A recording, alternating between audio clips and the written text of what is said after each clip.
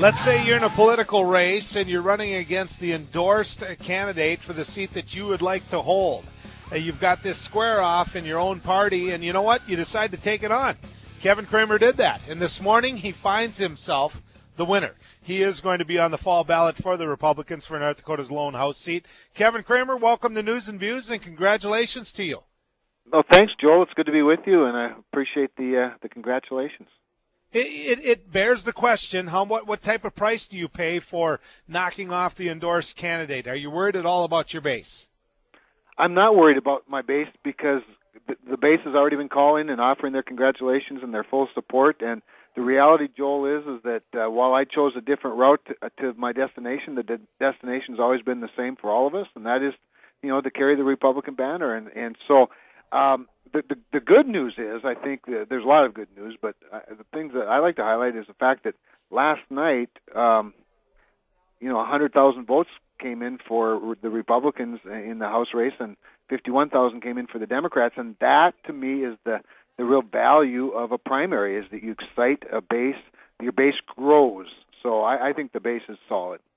I have to ask you this question that an emailer sent in to me. It says, Joel, I rely on a strong farm bill, and I have a question for Kevin Cramer. The Club for Growth just announced that killing the farm bill was one of their top priorities for the year. Mr. Cramer, I understand you accepted their endorsement. How can you accept the endorsement of a group like that when so many North Dakotans depend on the farm bill? Do you agree with them that the farm bill created by Senator Hoeven and Conrad needs to be killed?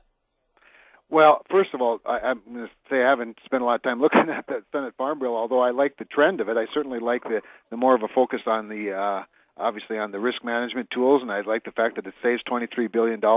But the one area of disagreement the Club for Growth and I have had, in fact, I walked out of their last meeting convinced they'd never endorse me because they dug out a 1996 hard-hitting letter I'd written to Dick Armey and Newt Gingrich on freedom to farm, and we agreed that farm bill legislation was going to be one of those contentious issues between the Club for Growth guys and me, because there are some things they support, including, of course, the sugar program. But that being said, Pam Gullison was endorsed by the Democrat Party, who supports Obamacare. I mean, you don't, just because you accept someone's endorsement doesn't mean that you accept every single point and position that they take. So we'll work through it. I think the Senate bill looks fine, but there might be even a better option in the House. All right, Kevin, and that leads into the next email question that came in. It says, when you talk to Mr. Cramer, can you ask him what part of the Health Care Act he doesn't like? Is it the pre-existing condition part, or the keeping your kids on your policy part, or the part that everyone actually pays into insurance so I don't have to pay for the non-insured when they go to emergency care and get free coverage anyway? You listen. You pay the non-insured, whether they're non-insured or whether it's universal coverage from the taxpayers, paid for by taxpayers. Somebody's paying it, and it's probably the person that sent the email. The thing that's most objectionable to me about the Health Care Act is the mandate itself. And so, if you can strip that away, there are lots of other things that maybe you can negotiate into a good health care bill, whether it's some form of coverage for pre-existing conditions or keeping your children on your plan longer, or whatever the case might be. But it's got to be more market based.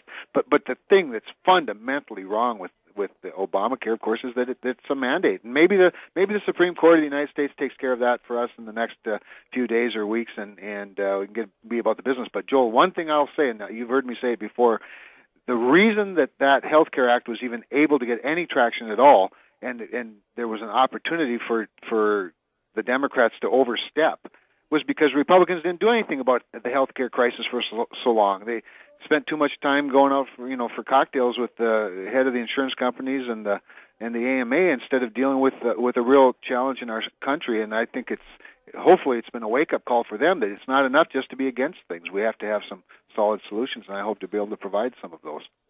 And here's the other thing about that, because if the Supreme Court does overturn this, which you and I both know might happen, I realize that. Yeah, who knows? I mean, it's going to come down to Justice Kennedy. I've always believed that. When the Supreme Court rules on this, if they do in fact overturn it, it seems to me that your party then owns the problem. Is that accurate, Kevin? Do you agree with me on that? I think that is 100% fair. It's a responsibility that I hope that my party would take on with responsibility. And I think they do own it, and if that's the case, and they ought to come up with solutions. Like I've said all along, it's not enough just to be against things. And it's like I always say to the church, Joel. They find themselves in these crises, arguing about the imposition of government on the church, while 96% of the hunger relief programs in the country are paid for by the government. Well, if you're not meeting your mandate, guess what? Somebody else steps in and does it. So it's not enough to just be against things. Kevin, there's a lot of talk about your relationship with some of the people that you regulated as the North Dakota Public Service Commission. What role do you think that'll play in this race? And those concerns weren't just raised from the opposition party; they were raised from within your own party. Well, I expect it'll be a big campaign issue for my opposition, and they'll try to make it a big issue. It's every 2 years where you get your money from seems to be the biggest issue from the person who doesn't have as much money.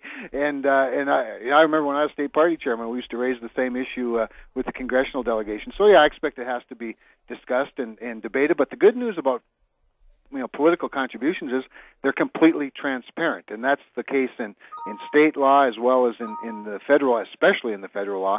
So for a federal race, so I expect that we'll be talking about it, but I don't expect to spend a lot of time focusing on it because I am a firm believer in the rights of everybody to express themselves through the political process through legal means.